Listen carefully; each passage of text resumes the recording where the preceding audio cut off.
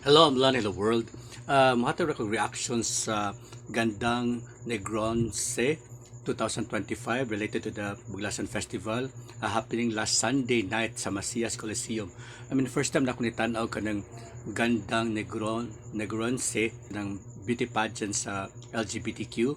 Uh, Tungod kay nakoy kaila dito na close kay nako na siya tapos ko naganadyo ko mo support ani bata pa ni siya silingan na makita ko na niya tapos very feminine, very beautiful niya, very behave niya, karang dili bitaw tig paglibag tig pagdaot usahay awayon na siya padapatan gilayo ko na siya pwede gyapon mo sukol nga imbis bitaw nga mingon niya nga usually mo ta ayo sukol pagpailo bra nang pasensya lang ng mga pagsulas kinabuhi o kanang mataw nga mo attack ni marsuya nimo pero ang advice na noon sa close friends niya even siguro kundi ako mingon na noon ko nga sukle da kay sobra na po na last tumas na ireklamo na ipablatter na ipapulis na inana pero hilom ra na siya sweet ra na siya kailan ko na niya ng close me I even consider kuan her na lang akong gamiton ha nga mura ako siya pag umangkon kay there was even a time nga sig ko attend og mga gatherings lang balay then nakatulog pag ko one night dito sa balay nakaba siyang family anyway makatag ra jud reaction kay I used to make reaction hapon niya. I believe nga napoy listener.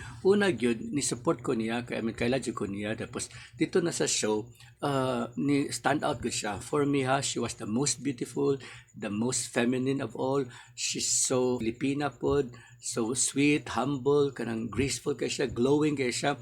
I even told somebody with our few nga para na ako basig bias lang ko kay kaila ko niya or nag-support ko niya nga siya ang kinagwapahan gid dito pero di na ko nga tama man jud ka Charles siya man jud kinagwapahan gamay siya nawong mura ko siya babay sa tanan siya gud ang mo stand out even bitag walay makeup siya ro di gyapon ang lawas tanan jud kanang tong portion niya mga gown siya mura siya galutaw mura siya ga float nice gud kaayo basta for me ni stand out gud siya for me I should say nga even sa ilang mga kanang rehearsals nga ni stand out gud siya or siya favorite siguro sa mga organizers ato mga choreographers kay mabantayan ako sa blockings nila mabutang gud siya sa tubangan di ko nga number 15 ba siya sa out 17 so like third from the last yeah tapos kuan dapat sa luyo gud siya pero how come nga naa siya usually sa tubangan so mura man ko kung ako po yung choreographers o mga dancer siguro wa ko pakialam kung unsa inyo man number taga-asa makuha ko ay gwapa ka or may ka mo sayaw or mo stand out ka or para lami ni ako ang show o akong production or kaning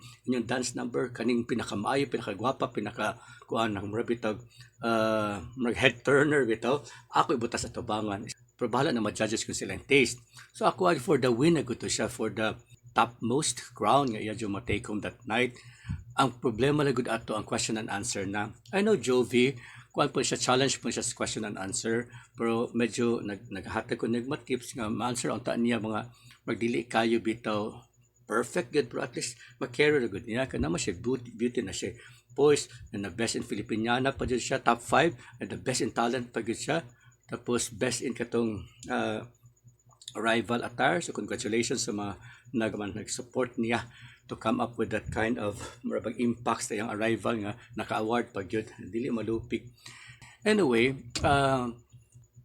ang fear gud nako pud ato nga daog na gud siya kung matubag niya ang question kay daanan niya tanan nakadaot lang gyud kay makaingon ko akong kaugalingon nga okay raman kung wala kay siya na apil sa top 5 within top 8 lang siya kay kuan man ang murag siguro na question nga basic question or question in general na wala kay niya matubag o ni sa guntob ang tubag o layo kay ang tubag or kalatawan niyang tubag o gikatawan ba siya ang ako ay yung concern ani pinaka-concern na gud nako ani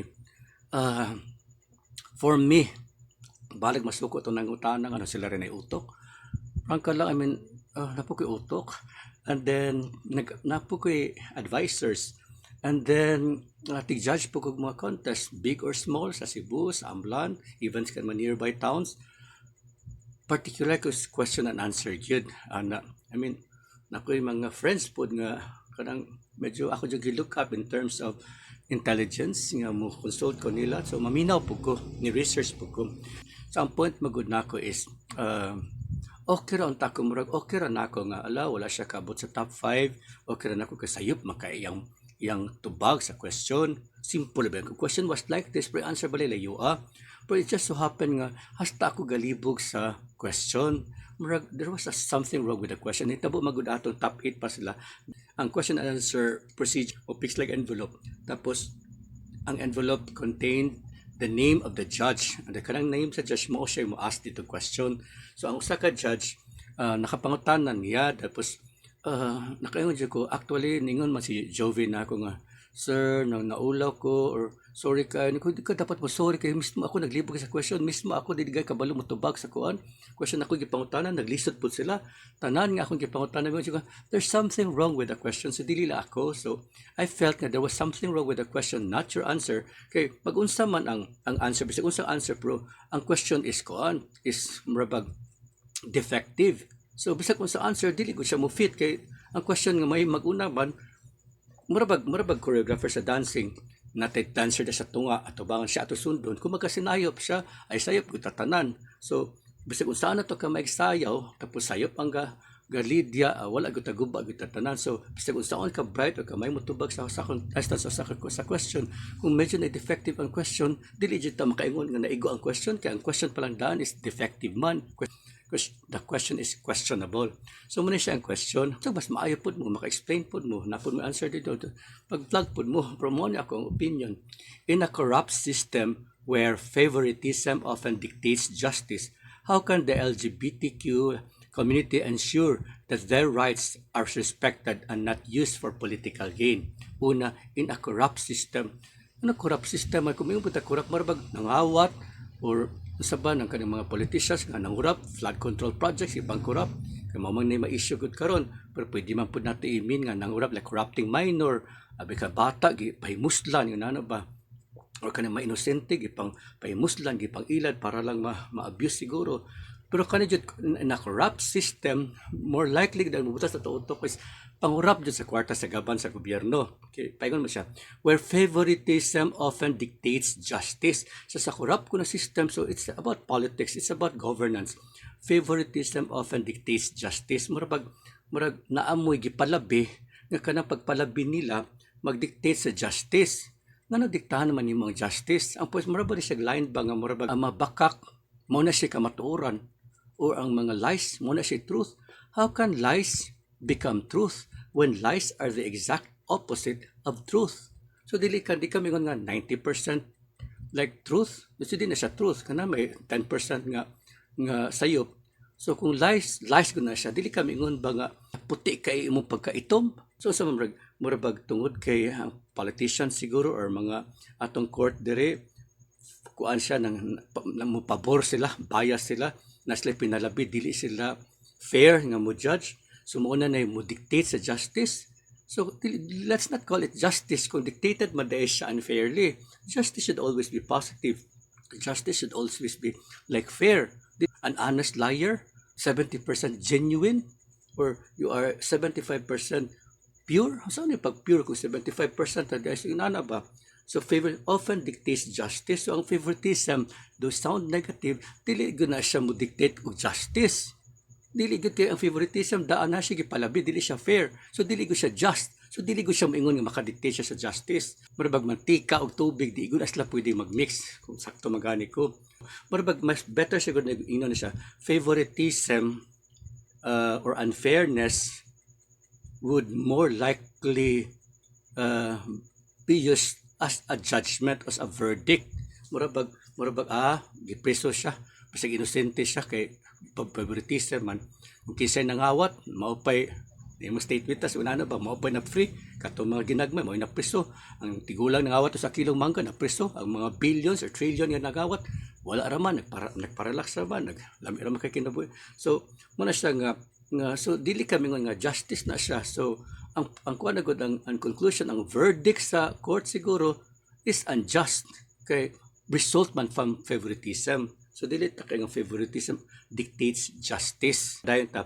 How can the LGBTQ community ensure that their rights are respected and not used for political gain? So ang point lang gud nako ani this is just a one sentence question but ang premise ato nga corrupt system or favoritism has nothing to do with the LGBT to protect the rights.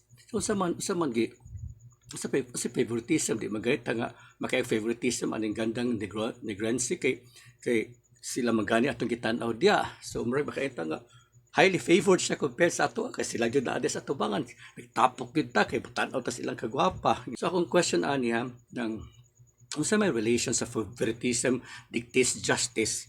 There's sa rights sa LGBT. Wala ba nabay favoritism? Ang point ba nga mas advantage magani ang mas favored magani ang LGBTQ aning nga buglasan kay example dapat ang mga lalaki gani ang mga unfair man nga wala may Mr. Buglasan na Miss Buglasan na contest singing dancing balak sa padya bands na po LGBT fair man po di ko kakuan asan iyang question wala siya ni surface as issue bitaw sa ato society especially sa political kuan bitaw ng world nato diri sa Pilipinas wala ko makadungog nga na LGBTQ nga member nga maingon nga gigamit mi ni mayor gigamit mi ni governor asa gud gigamita nga magpabayad man pud mo di pamuana nga sampit mo niya para mahimog programs na so ang question good is kuan nang lisod sabton pero ang pinaka-question lang gud ana lang gud para to make it simple ang pagpangutana giingon ang unta tong how can the members of the LGBTQ community ensure or what should the members of the LGBTQ community do so that their rights will be protected and that they will not be used for political issues. Wala itong corrupt system, wala na itong favoritism, dictates. Nato ka na ra. So, ato na yung butang, basta dili na siya issue sa Pilipinas karon even sa Negros Oriental, where Buglasan is celebrating. Wala issue kabayan anak nga gigamit ang mga ambot ka mo.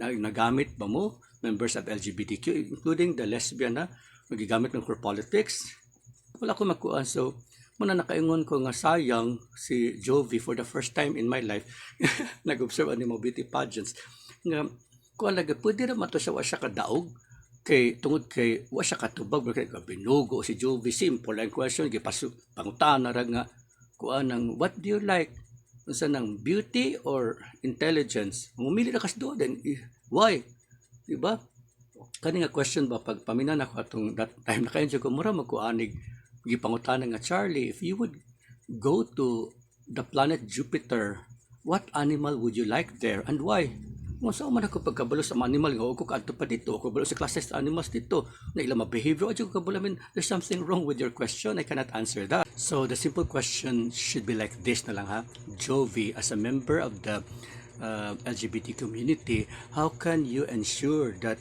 the rights of the LGBT members are protected and not used for political gain?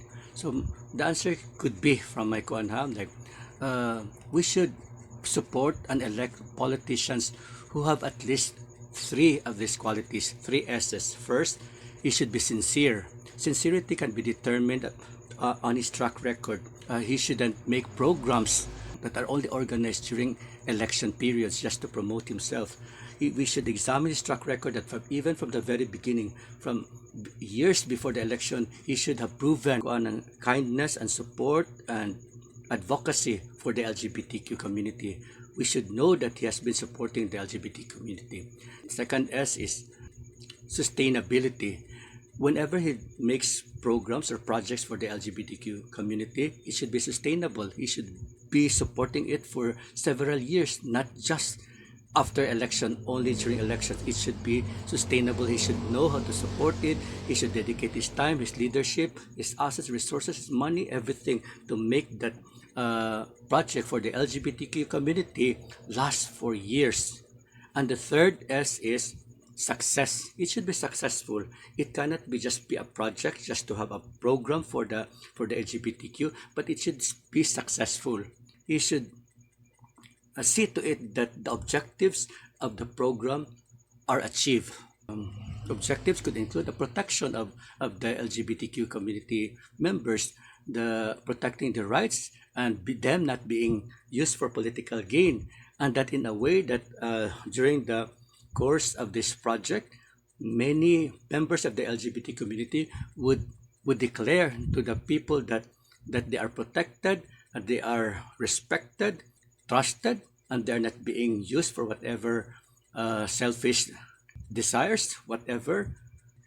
This enjoyment of our rights as LGBTQ are all achieved because of these programs and projects organized by these kinds of politicians. So let's vote for this kind of politician who possess the three S: sincerity, sustainability, and success.